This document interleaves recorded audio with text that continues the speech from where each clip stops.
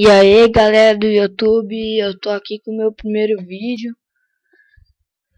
Como baixar o Herobrine, o link vai estar na descrição, beleza? Então, você pega aqui, deixa eu abrir a internet aqui.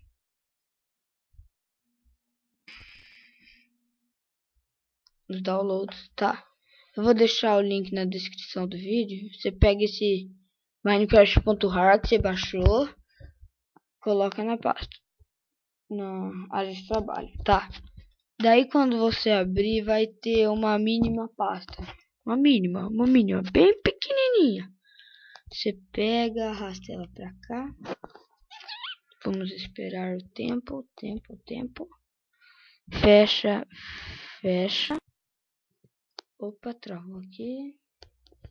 Agora você vai aqui, iniciar todos os programas, acessórios, executar, app. Daí você escreve aqui, ó, porcentagem app.data porcentagem. Daí você sai, tá? Vai ter a pasta .minecraft. Não é a pasta que você baixou, é a pasta que já veio com Minecraft. Se não tiver, não deixa.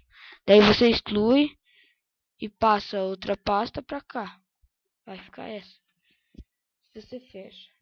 Todos os seus mapas desaparecerão, tá? E tipo, vai aparecer esse nome. Aí você coloca o seu. Todos os seus mapas desaparecerão, já avisei já. Daí você entra.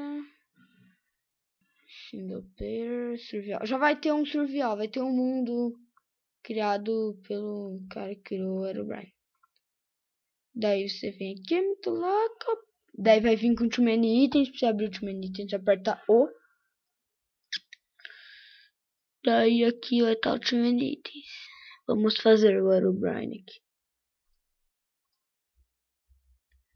Deixa eu ver, falta isqueiro. Calma aí, o isqueiro aqui.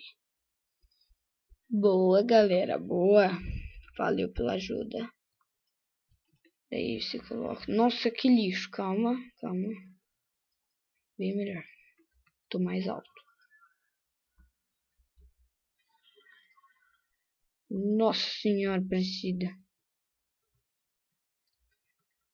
Agora, tomara que você morra muito com o Herobrine.